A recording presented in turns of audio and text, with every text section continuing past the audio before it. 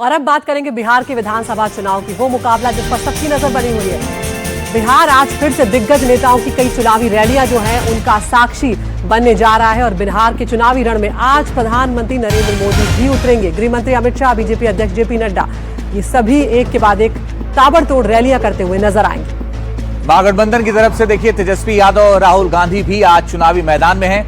प्रधानमंत्री मोदी आज मुजफ्फरपुर और छपरा में चुनावी जनसभा को संबोधित करने वाले हैं।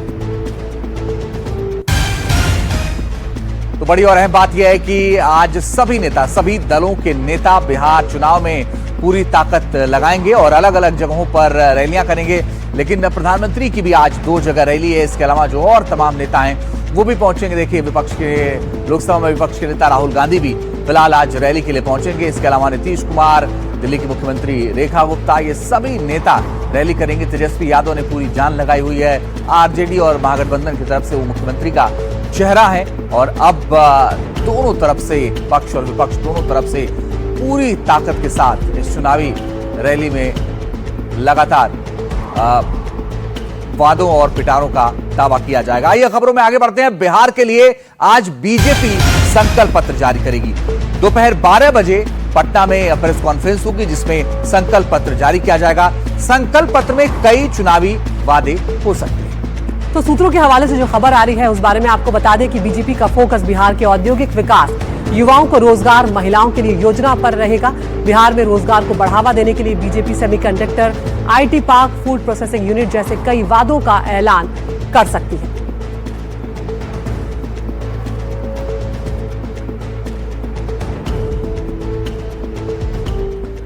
और यहां पर एक बड़ी खबर देखने को मिली। प्रधानमंत्री नरेंद्र मोदी पर राहुल गांधी ने विवादित बयान दिया और राहुल गांधी के बयान देने के बाद बीजेपी यहां पर जमकर हमलावर है। यहां पर सीधे तौर पर बीजेपी का यह कहना है कि राहुल गांधी का बयान पिया प्रधानमंत्री को अपमानित करने वाला था।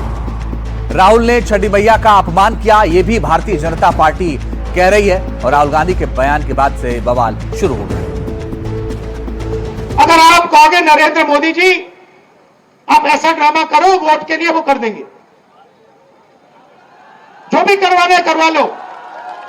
मैं कह रहा हूं आप उनको कहो कि देखो भैया हम आपको वोट देंगे, आप स्टेज पे आके नाच लो, वो नाच लेगी, नाच लेंगे। कह रहा हूं आप कोशिश करो। मोदी जी आइए, स्टेज पे आइए, भाषण मत दीजिए, डांस कर दीजिए, हम आपको वोट देंगे, देखना कर देंगे। जो भी करवाना है करवा लो चुनाव से पहले। राहुल गांधी ने जिस तरह नरेंद्र मोदी जी और बिहारियों को अपमानित करने का काम किया, बिहार के छठी मैया को अपमानित किया, इससे बड़ा स्पष्ट दिखता है कांग्रेस पार्टी हो या महागठबंधन के लोग हो, इनको चेतावनी देता हूं कि बिहार में छठी मैया हम लोग के जीवन में एक तरह से सूर्य का प्रकाश लाने का काम करती है। हम सूर्य की उपासना करते हैं, सूर्य की, भगवान की पूजा करते हैं। मोदी जी का अपमान, बिहार का अपमान, छठी मैया का अपमान राहुल गांधी कोई बर्दाश्त नहीं करेगा। सनातन का अपमान किया है, छठ व्रत के ऊपर भद्दी टिप्पणियां करके, ये सनातन का अपमान है, हिंदुओं का अपमान है। राहुल गांधी को खुद पता नहीं है वो अपने क्या हैं, क्योंकि वो पारसी हैं, हिंदू हैं, क्या हैं वो खुद नहीं पता है, ईसाई हैं, लेकिन वो जो कुछ भी रहें, लेकिन हमारे छठ पर्व को कांग्रेस और राहुल गांधी अगर अपमानित करने का काम किए हैं तो हम ईंट का जवाब पत्थर से देंगे और बिहार के लोग भी उन्हें इसका जवाब देंगे। प्रधानमंत्री पर भी टिप्पणी की है, प्रधानमंत्री पर जितनी भद्दी टिप्पणियां की है, डांस तो कर रहे थे राहुल गांधी खुद मोटरसाइकिल पर, और किसके साथ कर रहे थे वो उनको भी पता है। डांस करने की आदत राहुल गांधी के खानदान में है। जिस तरह की भाषा उन्होंने कहा है, इससे सर्वनाश नहीं कुछ हो सकता है देश के प्रधानमंत्री के लिए, और ऐसे प्रधानमंत्री के लिए जो तीसरी बार देश की जनता ने उनको आशीर्वाद दिया प्रधानमंत्री बने। देश के मान होते हैं, प्राइड होता है पूरे देश के प्रधानमंत्री। तो ये कल्चर उस पार्टी में आ गया। आप देखते होंगे दरभंगा में भी इन्हीं के पार्टी के लोग प्रधानमंत्री जी की माता जी के बारे में क्या कहा। इसका मतलब नेता भी वही, इनके नीचे जो इनके नेता है चुनाव लड़ते हैं वो पूरा का पूरा पार्टी का गालीबाज पार्टी हो गई है। इसी तरह की भाषा जैसा नेता बोलेगा वही नीचे भी वर्कर बोलते हैं। वो लोग बिल्कुल अमर्यादित भाषा का प्रयोग कर रहे हैं और जो व्यक्ति और जिस व्यक्ति की पार्टी का कोई भी मंच पर प्रधानमंत्री जी की मां को गाली दे सकता है, उससे आप क्या अपेक्षा करते हैं? ऐसे ही लोग हैं ही, जनता सारी चीज़ों को देखें। राहुल गांधी स्वयं ड्रामा करने वाले हैं, तो उनको पूरी दुनिया ड्रामा करती हुई देखती है। ये महागठबंधन के लोग जो केवल चुनाव और वोटों के लिए कुछ भी कर सकते हैं, देश को बेइज्जत कर सकते हैं, व्यक्ति के बारे में कुछ बोल सकते हैं, किसी की मां के बारे में कह सकते हैं, केवल उनका लक्ष्य वोट हथियाना, जनता को बेवकूफ बनाना। ये सारे के सारे लोग चोर चोर मुसहरे भाई। ये बिहार की जनता को यदि सोचते हैं कि बेवकूफ बना लेंगे, तो मैं उन्हें कहना चाहती हूँ, बिहारी जो है वो भोला हो सकता है पर बेवकूफ नहीं है। उनकी इन बातों में आने वाला नहीं है। बिहार की जनता विकास चाहती है और वो एनडीए के राज में जो उन्होंने विकास की रफ्तार देखी है, आगे उसी रफ्तार को बढ़ाना चाहती है।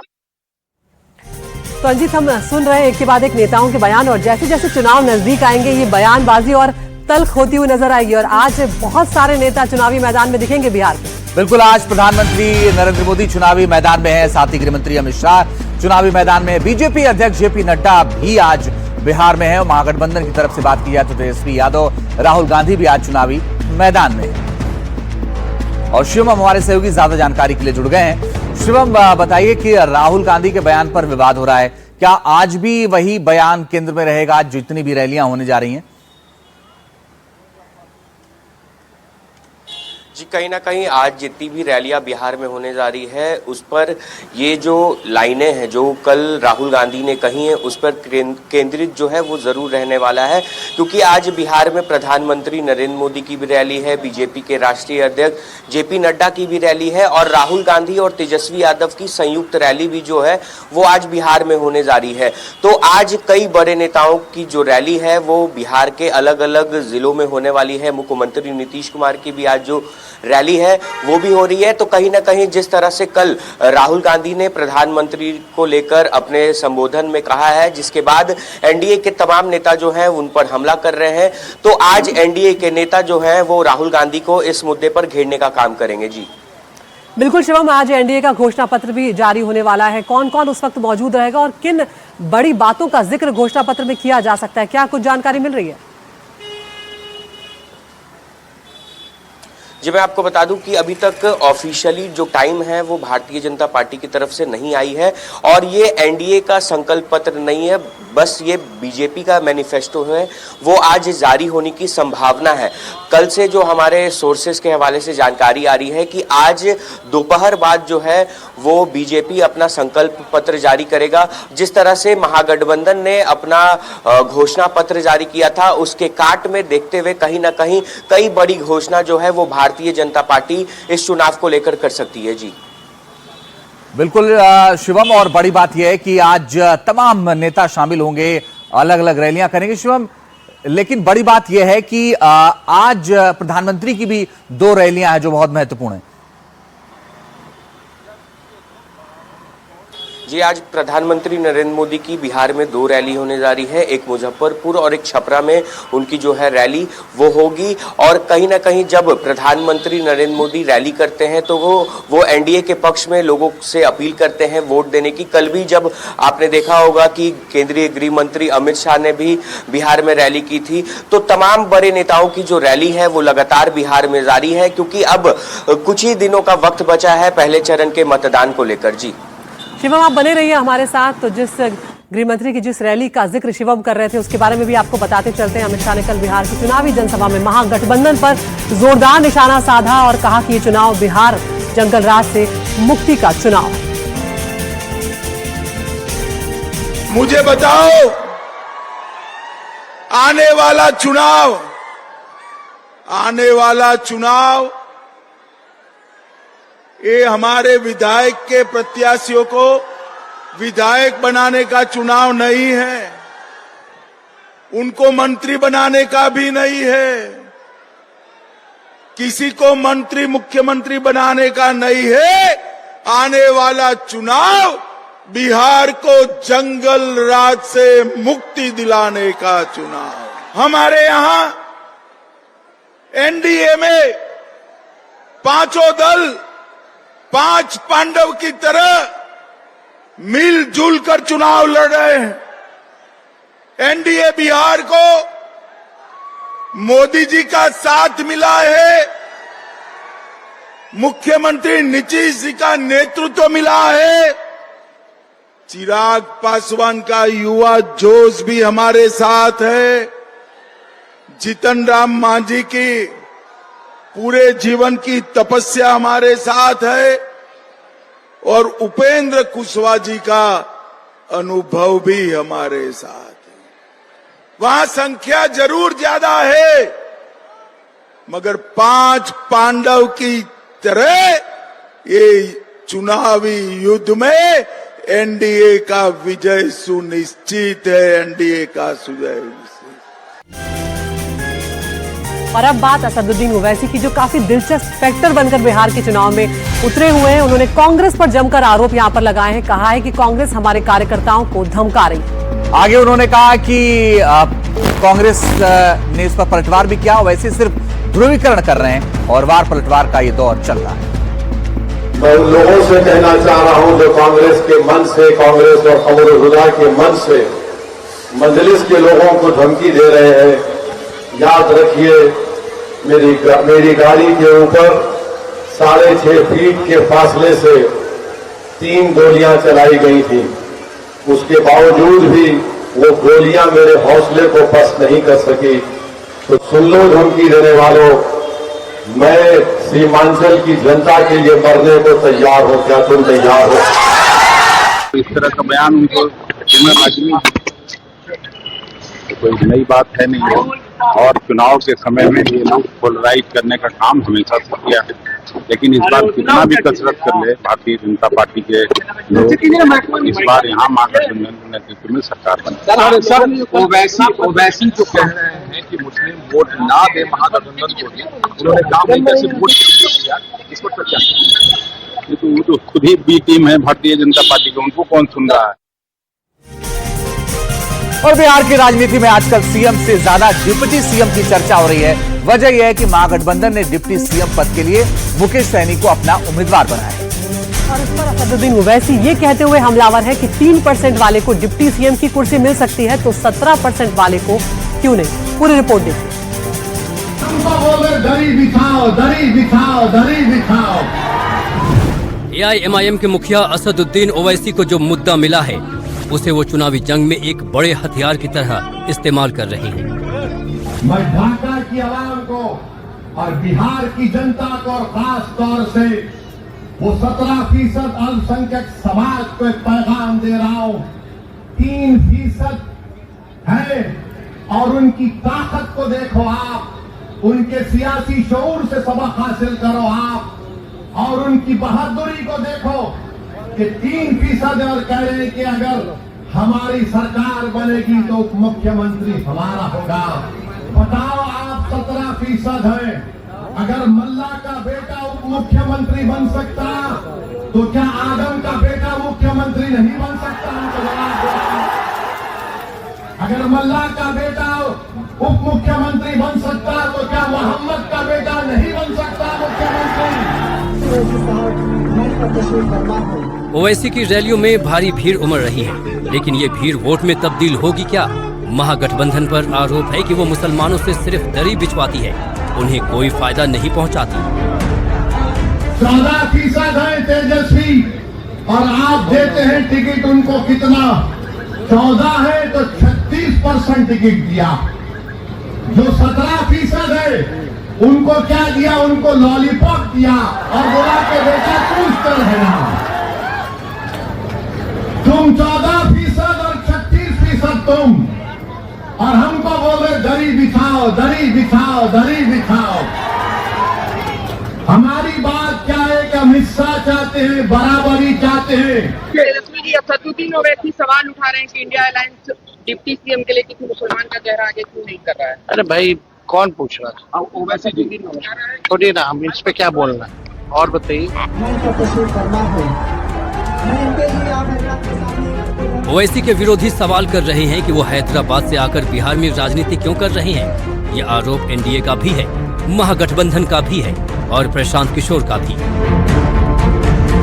लोकतंत्र में किस तरीके की सोच को बढ़ावा देने का कार्य ओवैसी साहब कर रहे हैं, सिर्फ इसीलिए कि आपकी जीत नहीं होती, सिर्फ इसीलिए कि अगर आपके विधायक जीत के भी आते हैं तो वो आपका साथ छोड़ देते हैं।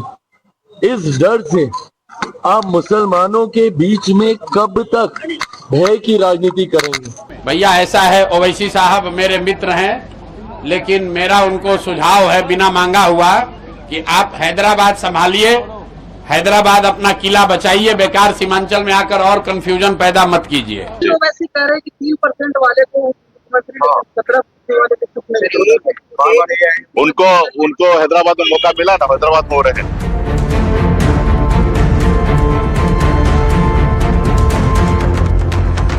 मल्लाह का बेटा बनाम मोहम्मद का बेटा। ओवैसी ने जो सवाल उठाया है उस पर फिलहाल कांग्रेस का कोई जवाब सामने नहीं आया है।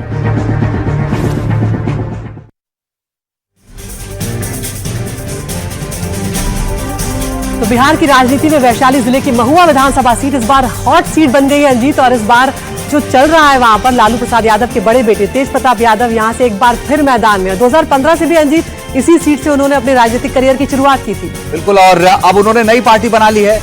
नई पार्टी का नाम है जनशक्ति जनता दल और इसी के टिकट पर वो मैदान में है। चुनाव मैदान में महुआ की सीट लगातार चर्चा में है और इसकी वजह है तेज प्रताप यादव। तेज प्रताप चुनाव प्रचार के बीच अपने एक समर्थक के जनाजे में शामिल होने के लिए पहुंचे।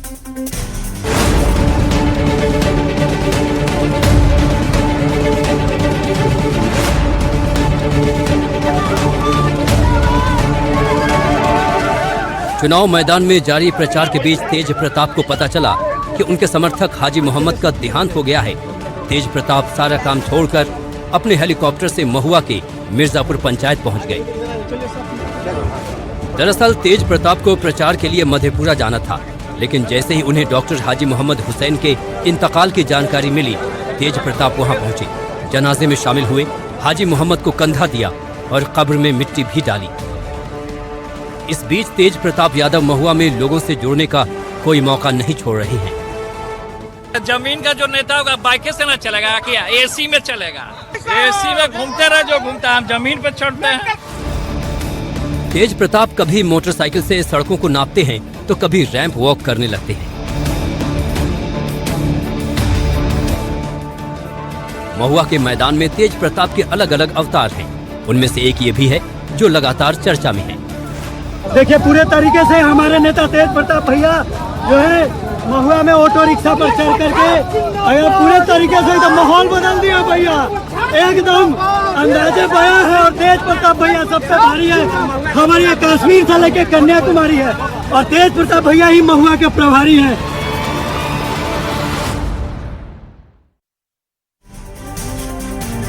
और आप ये देखिए कि हफ्ते भर बाद बिहार में वोटिंग होनी है, पार्टी मैनिफेस्टो जारी कर रही है, लेकिन एक हफ्ता बड़ा वक्त होता है और इसमें पूरा खेल पलट जाता है। फिर 80-20 वाली राजनीति भी आकार लेती हुई नजर आती है। और इतना ही नहीं, हिंदू मुसलमान वाली बातें भी होती हैं और फिर यही बयान सुर्खियां बनने लग जाते हैं। योगी आदित्यनाथ हिंदुत्व के सबसे बड़े चेहरों में से एक है। कल वो बिहार में थे और अपने अंदाज में विरोधियों पर तीखे हमले करते हुए वो नजर आए। ये रिपोर्ट देखिए।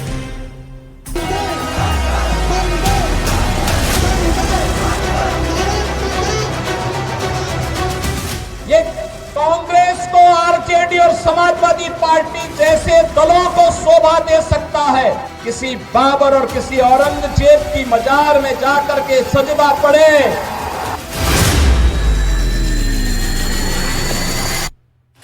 अगर मल्लाह का बेटा उप मुख्यमंत्री बन सकता तो क्या मोहम्मद का बेटा नहीं बन सकता मुख्यमंत्री? इनकी सरकार बन जाए तो यहाँ इस्लामिक कानून बना देंगे, शरिया कानून से चलेगा बिहार। ये बिहार का दुर्भाग्य हो। वक्फ कानून का जो इन लोगों ने बनाया है, हमारी सरकार बनेगी तो उस बिल को हम लोग कूड़ेदान में फेंकने का काम करेंगे। आपकी टीवी स्क्रीन पर इस वक्त जो तस्वीर दिखती है वो दरअसल एक मैग्नेट है, मुसलमान वोटों वाला मैग्नेट, जिसके लिए कई नेताओं की होड़ लगी है। और जब देश के सबसे सियासी तौर पर सक्रिय राज्य में चुनाव नजदीक है, तब मुस्लिम मैग्नेट को लेकर खींचतान बढ़ना लाजमी है। अगर मल्ला का बेटा उप मुख्यमंत्री बन सकता तो क्या मोहम्मद का बेटा नहीं बन सकता मुख्यमंत्री? और इसका नतीजा हो सकता है सियासी ध्रुवीकरण, वोटों का पोलराइजेशन, जिससे चुनाव मूल मुद्दों से दूर 80-20 पर जाता दिखाई देने लगता है। एनडीए के लिए योगी आदित्यनाथ स्टार कैंपेनर हैं। बिहार में रघुनाथपुर, शाहपुर और बक्सर में पब्लिक मीटिंग्स की। योगी आदित्यनाथ की स्पीच में इशारा इसी तरफ था। बात निकली तो बाबर और औरंगजेब तक पहुंच गए। ये कांग्रेस को आरजेडी और समाजवादी पार्टी जैसे दलों को शोभा दे सकता है कि वे किसी पेशेवर अपराधी और माफिया को गले लगा करके किसी बाबर और किसी औरंगजेब की मजार में जाकर के सजदा पड़े, लेकिन यह किसी सच्चे भारतीय को शोभा नहीं देता है। योगी आदित्यनाथ बिहार के सीवान में थे, वही सीवान जिसे बाहुबली शहाबुद्दीन का गढ़ माना जाता है, एक तरह से महागठबंधन का किला। 2020 के विधानसभा चुनाव में सीवान और महाराजगंज की 8 सीटों के नतीजे इसकी गवाही भी देते हैं। तब महाराजगंज की 2 सीटें एनडीए और सीवान की सभी 6 सीटों पर महागठबंधन ने जीत हासिल की थी। इसमें भी 3 आरजेडी, 2 भाकपा माले और 1 कांग्रेस के पास गई थी। अब बीजेपी सीवान में हवा का रुख बदलने की कोशिश में जुटी है, क्योंकि इस बार भी आरजेडी ने शहाबुद्दीन के बेटे ओसामा को टिकट दिया है। योगी की बात निकली तो शहाबुद्दीन के बेटे ओसामा तक भी पहुंचे। मुझे आश्चर्य हुआ जब मैं रघुनाथपुर में आया और रघुनाथपुर में आकर के मैंने देखा कि आरजेडी ने यहां से जो प्रत्याशी दिया है वो अपनी खानदानी आपराधिक पृष्ठभूमि के लिए इस पूरे क्षेत्र नहीं, देश और दुनिया में कुख्यात रहा है। नाम भी देखो ना, जैसा नाम वैसा काम। अब यूपी में बुलडोजर एक्शन को लेकर कई लोग योगी को बुलडोजर बाबा भी कहने लगे, और जब योगी सीवान गए तो वहां भी बुलडोजर दिखाई देने लगा। लोग बुलडोजर लेकर योगी की रैली में पहुंचे, लॉ एंड ऑर्डर पर आरजेडी को घेरा, यूपी का एग्जाम्पल दिया। योगी आदित्यनाथ ने राम मंदिर की बात की और फिर यूपी में बुलडोजर एक्शन पर अपनी बात रखी कि बीजेपी की सरकार जो बोलती है वो करके भी दिखाती है। हमने कहा था ना माफिया राज का अंत करेंगे, हो गया ना माफिया। और मुझे अच्छा लगा आपने बुलडोजर भी खड़ा कर दिया है माफिया के लिए। उत्तर प्रदेश में तो ये ऐसे दौड़ता है माफिया की छाती में कि फिर सपा और उसके पार्टनर्स को केवल और केवल उसके यहां फतिया पढ़ने का ही अवसर मिलता है, बाकी कोई अवसर ही नहीं मिलता है। ये सही है कि चुनाव मुद्दों पर लड़ा जाता है, लेकिन ये भी ठीक है कि वोटों को अपने पाले में रिझाने के लिए सियासी दल और नेता वो सब करते हैं जो उनकी सियासत को सूट करता है। 2023 की बिहार जाति जनगणना के मुताबिक राज्य की जनसंख्या 13 करोड़ 7 लाख से ज्यादा है। वहीं चुनाव आयोग के मुताबिक इनमें 7 करोड़ 42 लाख इस बार वोटर हैं। लेकिन बात वोटरों के मुद्दे से भी आगे निकल जाती है। योगी ने कुछ दिन पहले ही बिहार में बटेंगे तो कटेंगे की बात कही थी। संदर्भ किसके लिए था ये बताने की जरूरत नहीं। बार बार कहता हूं कि बटेंगे तो एक रहेंगे तो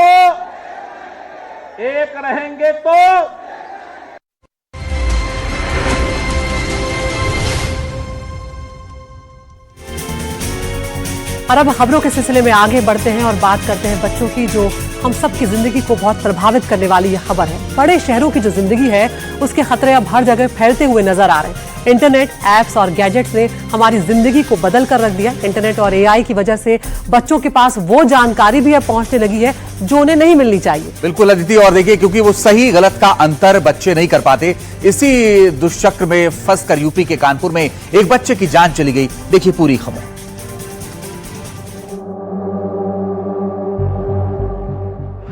क्या आपके बच्चे को सपने में खौफनाक चेहरे दिखाई देते हैं?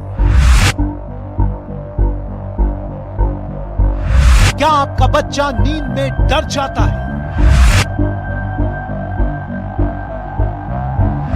क्या आपके बच्चे को सपने में आदेश मिलते हैं?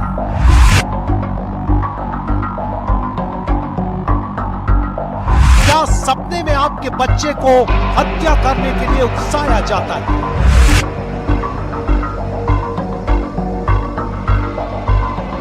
क्या नींद में आपके बच्चे को आपके मर्डर के लिए भड़काया जा रहा है?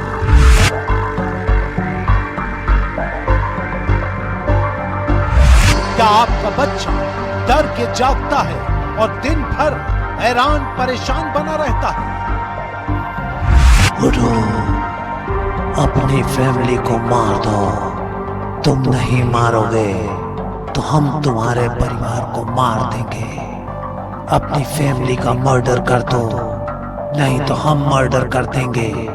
उठो, मर्डर करो, हम मर्डर करेंगे। उठो। उत्तर प्रदेश के कानपुर के रानीघाट में एक बच्चा रहता था, उम्र 16 साल, नाम आरव मिश्रा। 11वीं का छात्र था, जिंदगी में बुरी तरह परेशान था। उसे सपने में कुछ चेहरे दिखते थे, फैमिली किलिंग के लिए उकसाते थे, लेकिन घर वाले अनजान थे। बात तब खुली जब आरव सपने के दबाव में दब गया, अपनी जिंदगी को फंदे में कस गया। तो लिखा है कि उसको एक इंग्लिश में लिखा है, मैं हिंदी में बता देता हूँ कि उसको जो है कुछ 3-4 आवाजें आती हैं और उससे कहती हैं कि या तो अपने परिवार के लोगों को ख़त्म कर दो या अपने आप को ख़त्म कर दो। मुझे ऑप्शन दे रही हैं और कहती हैं अगर तुम नहीं करोगे तो हम तुम्हारे परिवार के लोगों को ख़त्म कर देंगे। तो अगर आप ये नोट पढ़ रहे हैं तो इसका मतलब मैं जा चुका हूँ। मैंने अपने परिवार के लोगों को नहीं माना, मैंने अपने आप को ख़त्म कर लिया। आरव ने फैमिली किलिंग के लिए उकसाने वाली आवाजों के बारे में सबसे पहले अपने दोस्तों को बताया, फिर अपनी बहन को। बहन ने पिता को बताया, पिता ने सोचा छठ बनाकर भागलपुर से लौटेंगे तो इस विषय में बात करेंगे। अपने दोस्तों से कहता था कि बस इस हफ्ते मेरा आखिरी हफ्ता है, हफ्ता गुजर जाता था। तो बच्चे आपस में बात करते हैं तो मजाक समझते हैं कि अरे ये तो मजाक कर रहा है। बेटी को बताया दिवाली के पहले, तो बेटी ने कहा कि सोचते, बेटी ने मुझे बताया कि हमने पापा सोचा कि दिवाली के बाद बताएंगे। दिवाली के बाद हम छठ पूजा में भागलपुर चले गए। पिता मेडिकल फील्ड में काम करते हैं, माँ हाउसवाइफ है, बहन भी पढ़ती है। बहन कोचिंग के लिए गई, लौटी तो दरवाजा नहीं खुला, और जब खुला तो आरव जा चुका था। घर में किसी को कभी नहीं लगा कि आरव को किसी तरह की कोई प्रॉब्लम है, बीमारी है, लेकिन आरव खुद को बीमार समझ रहा था। बोला कि मुझे हेलुसिनेशन और स्किज़ोफ्रेनिया है। वो 16 साल का बच्चा, उसको स्किज़ोफ्रेनिया का मतलब ही नहीं पता। लेकिन अब यही मैं कहना चाह रहा हूँ कि इंटरनेट की दुनिया के वर्ड बच्चे पढ़ लेते हैं स्किज़ोफ्रेनिया, जानते भी नहीं है और अपने आप को मान ले कि मुझे स्किज़ोफ्रेनिया है। आभासी दुनिया और वास्तविक दुनिया में अंतर नहीं कर पाते हैं। आरव अपवाद नहीं है, हम सब के घर में आरव हो सकता है। उसे पहचानने की जरूरत है। माँ बाप और बच्चों के बीच पड़े पर्दे फाड़ने का वक्त आ चुका है। अगर आपका बच्चा फोन चलाता है, अगर आपके बच्चे का स्क्रीन टाइम ज्यादा है, अगर आपका बच्चा क्राइम फिक्शन पढ़ता है, अगर आपका बच्चा हॉरर कंटेंट देखता है, अगर आपका बच्चा बहुत हिंसक या साइको गेम खेलता है, रिश्तेदारों से मिलने में हिचकता है, फैमिली आउटिंग से घबराता है, फैमिली फंक्शन से बचता है, परिवार के बीच बातचीत में हिस्सा नहीं लेता, दुख और खुशी के मुताबिक रिएक्ट नहीं करता। मरने जीने की खबर में भी खुद को सीमित रखता है। किसी की मदद के लिए उसकी दिनचर्या में कोई बदलाव नहीं होता। अपनी पसंद तक सीमित रहता है, एडजस्ट नहीं करता। प्राइवेट मैटर्स में एआई से सलाह लेता है। एआई की सलाह से जिंदगी तय करता है, तो आपको अलर्ट रहना चाहिए। मुझे नहीं जानकारी, फोन पे तो रहता ही था। हमने कभी बच्चों की प्राइवेसी में इंटरफेयर नहीं किया। क्या देखते हैं, क्या करते हैं, क्योंकि उनको मुझे ऐसा लगता था कि उनकी प्राइवेसी में ज्यादा इंटरफेयर करोगे तो इसको ना वो बुरा मान लेंगे, अदर वे में ना लेंगे, हम पे विश्वास नहीं है। क्योंकि वो लोग हम लोगों से कोई बात नहीं छुपाते थे, छुपाया ये भी नहीं। लेकिन अब वो संघर्ष अपनी बहन को बताया था, बहन ने अपनी मम्मी को भी बताया था, लेकिन वो हम लोग उसके इतनी गंभीरता से नहीं लेता। उसकी वजह ये है गंभीरता से ना लेने की कि उसके डेली रूटीन में, उसके व्यवहार में, उसके स्वभाव में, उसके रोज के उठने बैठने, बातचीत करने, हंसने बोलने, खेलने कूदने, खाने पीने, स्कूल जाने, कोचिंग जाने में 1% का परिवर्तन नहीं आया। रूटीन जैसे चल रहा था वैसे। वो अकेला लोनली उसने लिखा, लेकिन वो अकेला नहीं था। वो हम लोग के साथ ही 24 घंटे रहता है। मैं घर से ही काम करता हूँ, पत्नी हमारी हाउस वाइफ है, घर पे ही रहता है, तो हम लोग 24 घंटे साथ रहते हैं। ऐसा कुछ भी नहीं था। पर ये आप जब बस वो अकेला हुआ 15 मिनट के लिए, उसमें उसी वक्त उसके ऊपर ये सब हावी हुआ, उसने ये डिसीजन उठा लिया। स्क्रीन और इंटरनेट की आभासी दुनिया हमारे बच्चों को हमसे छीन रही है। उनका शरीर हमारे साथ रहता है, लेकिन दिल, दिमाग, सर्च इंजन और एआई टूल्स के पास लगा रहता है। वो देखते हमको हैं, लेकिन सुनते किसी और को हैं। हमें लगता है कि वो सो रहे हैं, लेकिन वो खौफनाक सपनों में जाग रहे होते हैं। ये बहुत ही दर्दनाक और खौफनाक वक्त है, जब हम हमारे बच्चों के भीतर की दुनिया को जानते ही नहीं हैं। सवाल होता है कि हमारे बच्चे ऐसे क्यों हो रहे हैं। बच्चों को डरावने सपने आने की कई वजह हो सकती हैं। अगर हम बात करें आजकल, कई बार बच्चे आजकल बहुत तनाव में रहते हैं। स्कूल का तनाव, पढ़ाई का तनाव, टेंशन, लड़ाई झगड़े बच्चों में आपस में हो सकते हैं, जिसके कारण ये तनाव, टेंशन बच्चे के अवचेतन में जाके डरावने सपने का रूप ले सकती है। कई बार दूसरा कारण हो सकता है कि बच्चे कई बार आजकल बहुत डरावने मूवीज़, सीरियल्स, वीडियो गेम्स, लड़ाई झगड़े वाले, जिसमें बहुत ज़्यादा वायलेंस हो, वो देखना प्रेफर करते हैं। उसके चलते ब्रेन में कुछ रसायनों में हेरफेर होकर ब्रेन एक्टिव हो सकता है और नींद में वो डरावने सपनों का रूप ले सकता है। उसके अलावा बच्चे की नींद का पैटर्न बिगड़ जाना, सर्कैडियन साइकिल होती है जिसमें REM, NREM स्लीप 2 पैटर्न्स होते हैं। किसी कारण से बच्चों का अगर सर्कैडियन साइकिल बिगड़ गया है और नींद में गड़बड़ी हो गई तो ब्रेन को, दिमाग को, मस्तिष्क को आराम नहीं मिलेगा, तनाव रहेगा और वो डरावने सपनों का रूप ले सकता है। उसके अलावा कई बार कुछ बच्चों को बुखार आने के कारण या कोई बीमारी कारण चलते ब्रेन में रसायनों के हेरफेर से डरावने सपने आ सकते हैं। कई बार बच्चे कुछ दवाइयाँ ले रहे होते हैं, उन दवाइयों से भी मस्तिष्क में कुछ परिवर्तन आ सकता है या कोई और वजह से उसको सपने डरावने आ सकते हैं। कई बार बच्चे ऐसा भी दिखाया जाता है, कुछ बच्चे बहुत अत्यधिक काल्पनिक होते हैं, इनोवेटिव होते हैं, बहुत गहरी सोच करते हैं, तो वो इतने ज़्यादा ख्यालों में चले जाते हैं, इतनी ज़्यादा चीज़ें बुन लेते हैं चारों तरफ। कई बार वो इतने एक्सट्रीम उसको इमेजिनेटिव होते हैं कि वो डरावने सपने का रूप ले सकता है। तो हमारा बच्चा हमसे दूर ना हो, आभासी दुनिया को सच ना माने, उसके सपने में आभासी संदेश ना आए, वो परिवार को बचाने के लिए खुद को न खत्म कर ले, तो इसके लिए क्या करना चाहिए?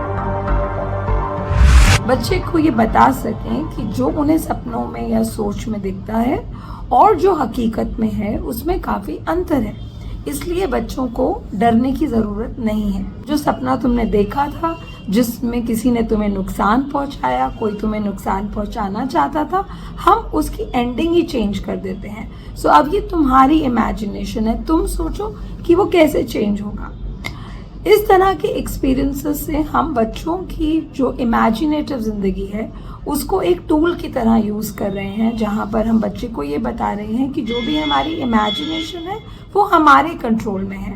हम अपनी थॉट्स को स्ट्रक्चर कर सकते हैं, हम अपनी थॉट्स को उन दिशा में ले जा सकते हैं जहाँ हम सेफ महसूस करते हैं। बार बार आती है, काफ़ी हद तक आती है, तो माँ बाप के लिए टटोलना बहुत ज़रूरी है कि किस तरह का स्ट्रेस बच्चे अपनी ज़िंदगी में रोज़मर्रा में महसूस कर रहे हैं। क्या कुछ ऐसे इवेंट्स या लोग हैं जो बच्चों में एक डर की भावना बहुत ज़्यादा लेकर आते हैं। हमें उन इश्यूज़ को एड्रेस करना ज़रूरी है। हमें बच्चे के लिए ये एक सेफ्टी नेट बनाना ज़रूरी है कि वो सेफ़ है। अगर आपको लगता है कि इस तरह की परेशानी चलती ही जा रही है और काफ़ी ज़्यादा बच्चे को परेशानी हो रही है, तो आप एक चाइल्ड स्पेशलिस्ट से ज़रूर इंटरैक्ट करें और समझने की कोशिश करें कि हम इस तरह के स्ट्रेस को कैसे दूर कर सकते हैं। बच्चे परिवार से जुड़े रहते हैं, भावुक होते हैं, वो गुमराह हो सकते हैं, कारण कुछ भी हो सकता है। इसलिए बच्चों पर भावनात्मक पकड़ बनाए रखें, उनके सपनों की दुनिया को पहचानें, उनकी नींद के भूतों को खत्म करें, ताकि आपको बचाने के लिए आपका बच्चा अपनी जान न दे दे।